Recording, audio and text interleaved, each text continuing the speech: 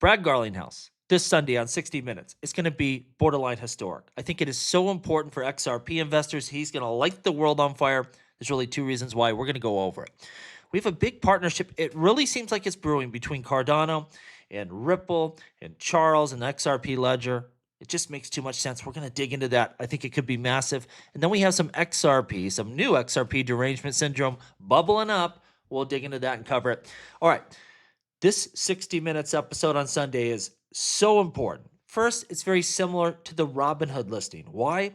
It's going to introduce XRP to a totally new class of investor, someone that is probably not a crypto enthusiast. And they're going to see this American company in a business they understand, this very gangster but professional CEO, and they're going to hear all about XRP and its utility and its exploits, and I think they're going to like what they hear. And it's going to bring a lot of people to the table here. I think it's a big moment for XRP. Further, for cryptocurrencies in general, he's going to lay out the case that if you're a politician in this country and you want to be anti-crypto and you want to stifle innovation, you ain't going to be a politician for long. He's going to talk about the effect that cryptocurrencies had on this last election cycle, and it was massive. And that's what we want from both sides of the aisle, to support crypto, to support innovation. So no matter who's in office, the cryptocurrency industry is flourishing. And I think that's going to be the result of this last election cycle, because it was huge. Those super PACs getting behind pro-crypto candidates on both sides, and they had a huge win rate. And you're not going to want to go against these Goliaths with their deep pockets. I think it's so important. I saw some people saying it's a sell the news event. Yeah, maybe. Maybe, this will be a high for the week when the episode airs, or a high for the day. But we have so many major things on the short horizon here. This is a bull run. You don't play these little bear market games where, you're selling the top, trying to buy back in. Just who knows? There's just so much excitement, so much winning on our horizon. It's going to get sickening here sooner than later. All right. So we saw Charles Hoskinson posted this picture of him smoking a cigar, using Brad Garlinghouse's little phrase, "Today was a good day." We had David Schwartz with this strange little shaking of the hands, deal making going on here, whatever that is.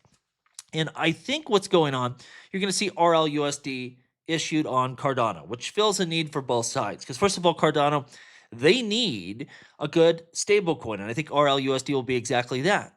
They've been ignored by the circles and the tethers. This would be a big deal for the Cardano network.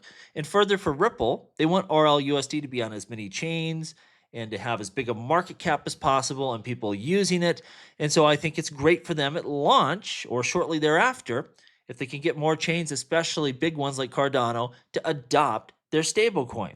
Further, it'd be really interesting if we can get some sort of sidechain interoperability with Midnight. We're talking about institutional privacy layer payments, a really important functionality. There's just a lot of synergy between these two blockchains, between these two builders, and I think a lot of good could come of this. And further, you have these two Goliaths within crypto that have been kind of ignored by the industry. You have Coinbase and Circle and Tether, and they're doing all this stuff with Ethereum, and they're kind of ignoring these other big chains. Well, they can come together in a synergetic way and really leverage their strengths to make each chain and each operation just that much bigger and more useful, more utility. And that's going to lead to more adoption for both sides. I think this could be a fantastic partnership. Let me know down below, though. Am I reading too much into this?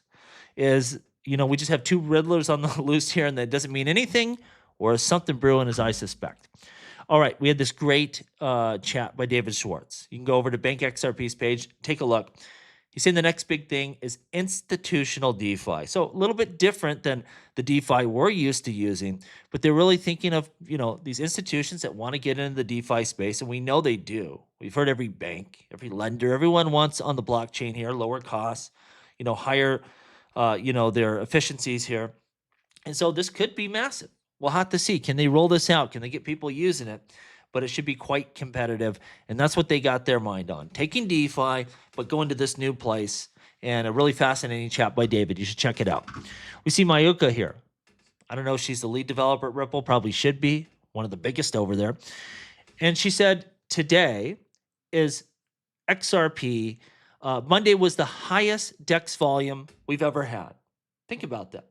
We're just starting this bull run phase, and you see the actual ledger being used more and more and more, hitting all-time highs. These are metrics you want. Transaction value locked going up. Transactions on the DEX going up. People are using this technology for the purposes it was built. The DEX was ignored for so long. It was this space age technology, and it's so good to see people leveraging the XRP. And I think that's not going to be the highest DEX volume for long. You're going to see more and more activity there. Ripple's going to be doing more there. Institutions are going to be doing more there. And with applications like First Ledger, people are going to be doing more there because they're not going to be the last one. They're making a killing there. And you're going to see a lot of builders wake up and say, hey, this is an ecosystem. It's massive and it has no competition. Let's go in there and build the future. And what we want to see long term, Ripple's going to do a lot. They're doing great.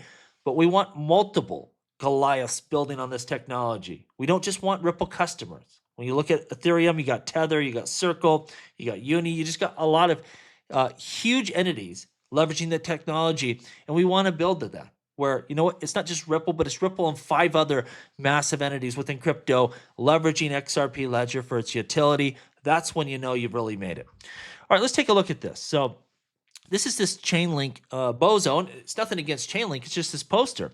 He says, look, the XRP army is unhappy with this tweet. I covered that yesterday.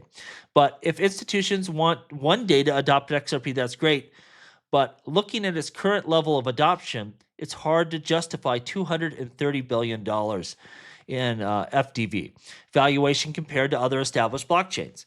Now, without going through the rest of the ridiculous stuff he wrote here, you can try to act like XRP is overvalued, but this is the deal. For over a decade, it's traditionally been the number 3. It's always been worth more than Chainlink. It is dominating almost every other crypto that's not Bitcoin and Ethereum.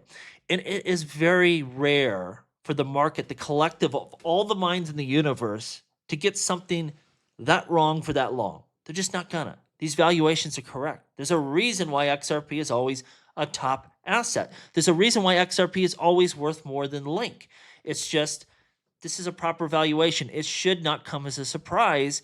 And it's just mind-boggling why someone can't look at this and go, hey, it's a layer 1 that's been held back by the government. Good for them. They're out and running. Let's do some deals. Let's bring Link over there. I know they're working with Band now. Maybe we could do something like, I don't know what's with this kindergarten stuff. It's just people see XRP having some success and it just kills them for some strange reason. I'm not sure why. Let me know what you think down below. As always, please like, please subscribe. The revolution will be televised right here on Jungle Link.